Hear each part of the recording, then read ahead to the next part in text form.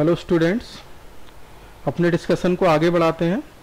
इसमें मैं कुछ और क्वेश्चन लेके आया हूँ, टेक्निकल इंटरव्यू क्वेश्चंस हैं जो सी प्रोग्रामिंग से रिलेटेड है। तो पहला क्वेश्चन देखते हैं। ये कोड गिवन है, इसका आउटपुट हमसे पूछा जा रहा है। तो इस कोड के अंदर देखें, मेन फंक्शन के अंदर 3 वेरिएबल्स हैं ए बी सी। तो क्या होगा, एक मेमोरी लोकेशन ए के लिए होगा, एक मेमोरी लोकेशन बी के लिए होगा और एक मेमोरी लोकेशन सी के लिए होगा। अब इसमें जो हमारा पहला ब्लॉक है वो हमारा ए के लिए हो गया, सेकंड ब्लॉक बी के लिए हो गया और थर्ड ब्लॉक किसके लिए हो गया, सी के लिए हो गया। अब सी की वैल्यू आप देख रहे हैं यहाँ पे कितनी इनिशियलाइज की हुई है, 10। तो सी को कितनी वैल्यू मिल जाएगी, यहाँ से 10 वैल्यू असाइन हो जाएगी सी में। ए और बी की कोई वैल्यू नहीं है, कुछ गार्बेज वैल्यू हो सकती है। अब इसमें अगला स्टेटमेंट हम देखते हैं। ये देखिए, इसमें हमने क्या लिखा हुआ है, असाइनमेंट ऑपरेटर यूज किया हुआ है, जिसकी अपनी एक एसोसिएटिविटी होती है और एसोसिएटिविटी इसकी क्या होती है, राइट से लेफ्ट। ये राइट से लेफ्ट हमेशा एवेल्युएट होता है। तो यहाँ पर क्या होगा, सी की वैल्यू पहले किसको असाइन होगी, बी को, क्योंकि ये राइट में आप देख रहे हैं, राइट में क्या लिखा हुआ है, सी। तो सी की वैल्यू किसको असाइन हो जाएगी, बी को असाइन हो जाएगी। तो बी को कितनी वैल्यू मिल जाएगी, यहाँ से बी का वैल्यू भी 10 हो जाएगा। उसके बाद हमने यहाँ पर बी की वैल्यू किसको असाइन की हुई है, ए को। तो ए की वैल्यू भी कितनी हो जाएगी, 10 हो जाएगी यहाँ से। तो सभी वेरिएबल्स के पास सेम वैल्यूज हो जाएंगी, 10 10 10। अब अगला स्टेटमेंट है जिसमें यहाँ पर आप दो ऑपरेटर देख रहे हैं, एक तो असाइनमेंट ऑपरेटर है और एक इज इक्वल टू ऑपरेटर है। तो इज इक्वल टू ऑपरेटर की जो प्रीसीडेंस होती है वो हाई होती है।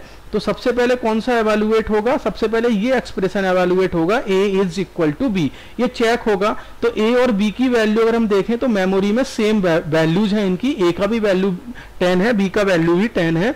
तो इस तरह से यहां से हमें सी को क्या वैल्यू मिलेगी, क्योंकि ए इज इक्वल टू बी है और इज इक्वल टू ऑपरेटर कैसी वैल्यू रिटर्न करता है, या तो 1 रिटर्न करता है या 0 रिटर्न करता है। 1 कब रिटर्न करता है, if the statement is true. तो ये स्टेटमेंट यहाँ पे क्या हो गया, ट्रू हो गया है, तो ये 1 वैल्यू रिटर्न कर देगा। अगर ये स्टेटमेंट मेरा फॉल्स होता है, ए इज इक्वल टू बी वाला, तो ये 0 वैल्यू हमें रिटर्न करता, किसके लिए, सी के लिए। तो यहाँ पे सी का वैल्यू कितना हो जाएगा, because this statement is true, C का वैल्यू 1 हो गया। तो ये मेमोरी में भी अपडेट हो जाएगा और मेमोरी में भी इसकी वैल्यू कितनी हो जाएगी, 1 हो जाएगी। और यहाँ पे क्या कर रहे हैं हम, अगले स्टेटमेंट में सी का वैल्यू प्रिंट करा रहे हैं। तो सी का वैल्यू कितना प्रिंट हो जाएगा, यहाँ पे 1। तो इस पूरे कोड का आउटपुट कितना हो जाएगा, 1। नेक्स्ट क्वेश्चन को देखते हैं।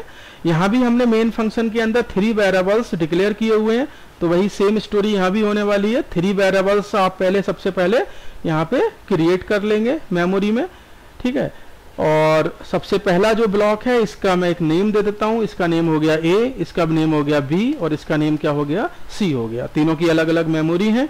अब ए का वैल्यू कितना सेट किया है, 5। तो ए के अंदर कितनी वैल्यू आ जाएगी, 5 आ जाएगी। और बी के अंदर कितना वैल्यू सेट किया गया है, 7। तो बी का वैल्यू 7 असाइन हो गया, यानी कि इनिशियलाइज किया हुआ है। ए का वैल्यू 5 और बी का वैल्यू 7। सी का वैल्यू कुछ सेट नहीं किया है, तो यहाँ कोई वैल्यू नहीं होगी। अब यहाँ देखिए, यहाँ पर आपको जो ऑपरेटर्स दिख रहे हैं वो एक तो दिख रहा है इक्वल और ये नॉट है, ये नॉट ऑपरेटर है, और एक दिख रहा है इज इक्वल टू, ठीक है। तो ये नॉट ऑपरेटर जो आपका दिख रहा है, नॉट ए, ये नॉट ए की जो प्रीसीडेंस होती है वो सबसे हाई होती है। यहाँ पे 3 ऑपरेटर हैं, एक तो नॉट ऑपरेटर है, एक असाइनमेंट ऑपरेटर है और एक इज इक्वल टू ऑपरेटर है।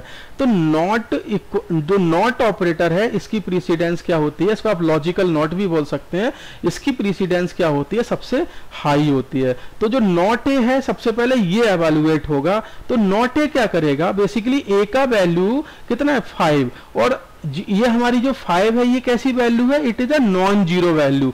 और नॉन जीरो वैल्यू हमारे कंप्यूटर सिस्टम में कैसी कहलाती हैं, ट्रू कहलाती हैं। तो ये इसको निगेशन कर देगा, एक तरह से नॉट कर देगा। तो नॉट का मतलब क्या हो गया, ये कितना वैल्यू हमें देगा, ये हमें देगा 0, बिकॉज ट्रू, ट्रू को हम क्या कर रहे हैं यहाँ पे, नॉट कर रहे हैं, नॉट ट्रू। ये स्टेटमेंट हो गया यहाँ पर not true, because A is 5 और it is a non zero value. और नॉन जीरो वैल्यूज हमारी क्या होती हैं, ट्रू होती हैं। तो इस तरह से हम कह सकते हैं इसको नॉट ट्रू। और नॉट ट्रू का मतलब क्या होता है, फॉल्स। और फॉल्स अगर हम कहते हैं तो वो हमें कितनी वैल्यू देता है, 0 वैल्यू देता है। तो एक तरह से हम इसको लिख सकते हैं 0 नॉट ए की जगह 0 हो जाएगा और इज इक्वल टू अब बी। बी की वैल्यू कहां से लेगा, मेमोरी से, मेमोरी से इसकी वैल्यू कितनी मिलेगी, 7 मिलेगी। अब देखिए यहां पर अब ये 2 ही ऑपरेटर रह गए क्योंकि हमने एक ऑपरेटर तो सॉल्व कर लिया नॉट ए। तो अब इसमें क्या होगा, 0 और 7 का कंपैरिजन हो जाएगा यहाँ पे। तो जो 0 और 7 का जब कंपैरिजन आप करेंगे तो 0 क्या 7 के इक्वल है, नहीं है। तो एक तरह से हम इसको देखें तो ये जो स्टेटमेंट है, ये स्टेटमेंट हमारा एवेलुएट होके जो सी की वैल्यू है उसको कितना कर देगा, 0 कर देगा। Because 0 is equal to 7, this condition is false. ये जो कंडीशन है 0 इज इक्वल टू 7, ये क्या हो गई, ये फॉल्स हो गई, बिकॉज 0 और 7 इक्वल नहीं है। तो यहां पर आप देखें तो एक तरह से जो C है, इसकी C की वैल्यू कितनी हो जाएगी, C में हमारी वैल्यू आ गई 0 और हमने यहाँ पे क्या किया हुआ है, C को ही प्रिंट कराया हुआ है। तो यहाँ पे इसका कितना आउटपुट हो जाएगा, आउटपुट इज 0। ठीक है, thank you for watching this video.